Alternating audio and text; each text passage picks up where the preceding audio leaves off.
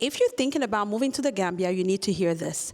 Over the past 5 years, I've watched hundreds of families move to the Gambia excited, hopeful, just to back up 2 to 3 years later and move right back to wherever they came from. And this is not because the Gambia didn't work. It's because they made these 6 critical mistakes that I want to make sure you avoid at all costs if you are thinking about relocating to the Gambia. Hi, my name is Sandra, and I run a 7-figure coaching business right here from the Gambia. In the past 7 years, I've helped over 1,000 people build businesses online. But here's my real credential.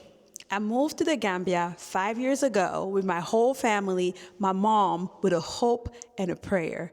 And I'm here to tell you that if you avoid these 6 critical mistakes, you can make your relocation dreams come true. Mistake number 1 is not making returning a non-negotiable. So many people talk about relocating and they want to relocate, but they talk about it as a plan B. Now listen, this principle is the same principle you probably have used to be successful at your career, as a parent, in your marriage. It's because you closed the door to every other option and you made the thing you wanted the only option that was available for you. That's the same thing when you're considering moving to the continent.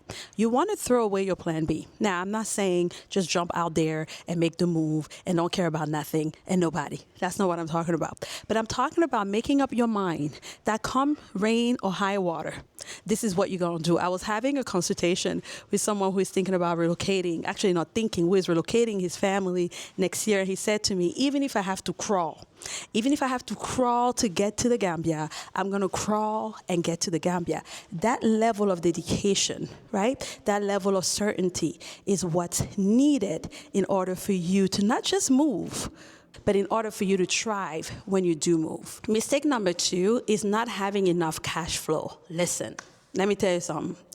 I tell people all the time, if you're going to be broke, according to YouTube, less than 3% of you watching are actually subscribed. So if you're getting value from this channel, hit that subscribe button right now. It's free. It takes 1 second and it keeps me making these videos for you.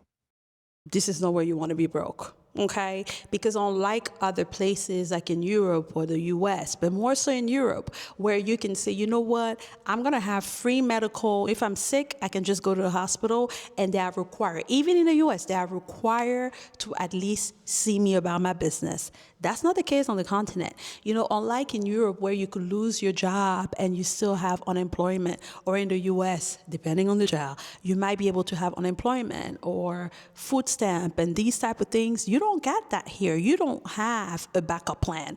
Let me say that loud and clear. You don't got no backup plan. Therefore, there is nothing worse than running out of money when you're on the continent. So it becomes important to plan and plan well. Okay. Now, back in the days, what my father said they did was they had jangi, ou la tontine, or susu, I think some countries call it, as their backup plan. So they created these meetings where they will put their money together, and those meetings will have what they call a bank, where you could take credit or loans from the bank. So there are ways that people have figured out, right, how to be able to make things work. But if you're just moving and you don't know nobody, you need to have money.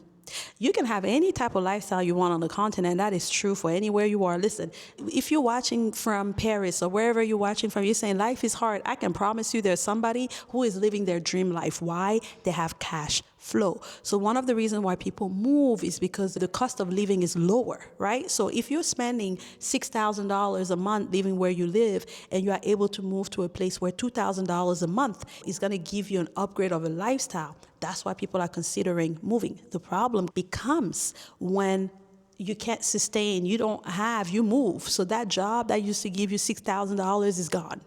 Now we have the problem. Houston, we have a problem. But if you can figure out how to maybe move, a lot of the consultation calls we have, one of the strategy is, can you work remotely? Some of you can, some of you cannot. But if you can work remotely and still make the $6,000, $10,000 and only spend $2,000 and be able to save money so that you can then launch the thing you've always wanted to launch, that's one approach. Other people need to create an online business. That's what I've been helping people do for the past 7 years, is helping them build online businesses. That allows you to work from anywhere you are in the world. Right now will be a good time for you to start that online business. Not when you move, okay? Not when you've moved and everything is new and there's a lot of pressure. Right now would be the right time for you to consider starting that other thing. The third thing that I've seen people do, or the third way of doing this so you don't run out of money, is start investing. So I've seen people buy property while they're a doctor in the US making six-figure. While they have that job, they say, you know what, let me build me a house in the Gambia. Let me buy me a condo for $80,000 in the Gambia and turn that into an Airbnb so that I know when I move, I either have a place to stay, therefore I don't need to spend $2,000, I just need to spend money on food, or I know that I have revenue coming in every single month for me. But you're gonna need to. Everybody that's moving, you're gonna need to figure out the money piece, because when there's money, you have options. And when there's options, you can say, you know what, I'm going to need a break. I'm going to go meet to Dubai for a little bit before I come right back, because y'all getting on my nerve. You are able to get the help, the support, the things. You're able to start the business. And if the business fail, it's okay, because you have time, you have options, you have opportunities. And so having at least 12 months to 18 months of money is so critical, so important. And while I say that, please also be aware that when you are moving on the continent, most houses ask for 1 year of rent upfront. Now, the good news is the rent is not the same price, okay? It's not as expensive as most places. There's a video where I break down our cost of living for a family of 5/6. So watch that after this. Now, don't leave this video. But after you watch this, click on that video so that you can see the breakdown of what it looks like and how much you're spending for what. Now, let me tell you this. Mistake number 5, though, is the one where people trip up. So stay tuned. Let's talk mistake number 3. Mistake number 3, honey, is not understanding that things take twice as long and cost twice what you were quoted. Child, things are going to take longer. Let me give you a quick little example. So when we were moving, we were told that our container from Houston, the Houston port, was going to take about 6 to 8 weeks to get to the Gambia. 6 months later. 6 months later is when our container got here.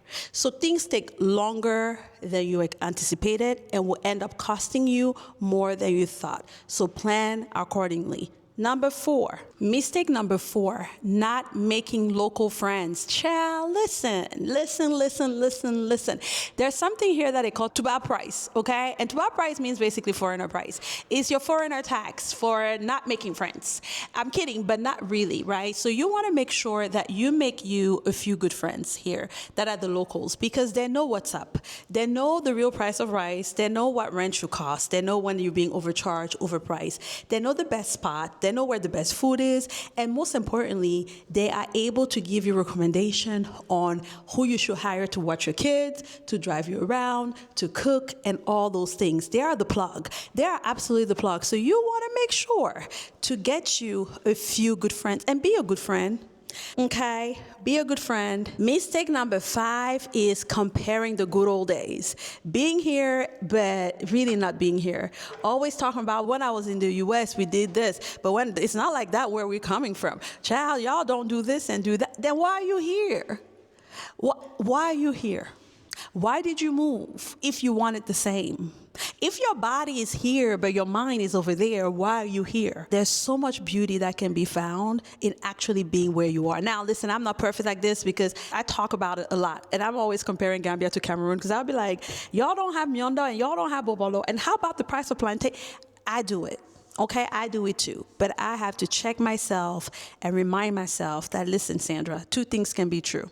Okay, at the same time, and to make sure that I don't miss the beauty of where I am, because I'm always comparing it to where I was. Because if it was so great, would I be here? That is the question. Now, as promised, mistake number 6, which is probably the most costly mistake you might make on your journey, is starting a business on day one without any real understanding of the place you are moving to.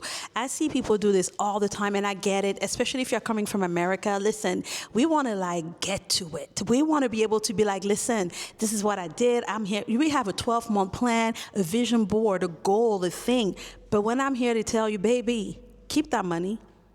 Give yourself a chance. Give yourself a chance to, first of all, breathe, debrief, release. Give yourself a chance. We say in Cameroon, it's not by force, right? Not running out of time. Giving yourself 6 months or 3 months or a year to learn, to immerse yourself in the culture long enough to be able to know, yes, a U-Haul business will make sense in this market, or no, not now, not yet, pause.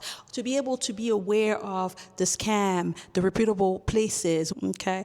But do you get my point though? Learning the lay of the land. Now, you might say, Sandra, how do I fast track that? You can by hiring a business consultant. That's what my husband and I do. He has a channel called Build Africa Now, so that you can then rely on other people's expertise. But if you're not going to do that, because it's not a plug for that, I want you to make sure that you come, because you will get the ideas. You will realize and based on what you do. One of the consultation we did, the client she bakes, but that's not her full-time gig in the US. But when I tell you what I told her, which is bring that skill set here, and you are going to be, if not the best, one of the best, right? We need so much, but if you're not here, you are going to build something that the market cannot either afford, does not need, and you are going to make very expensive mistakes that we want to make sure that you don't make. If this video was helpful, please make sure you comment, subscribe, and turn on your notification so you can be notified when I come up with new videos. And thank you so much for watching, and have a blessed rest of your day. Bye.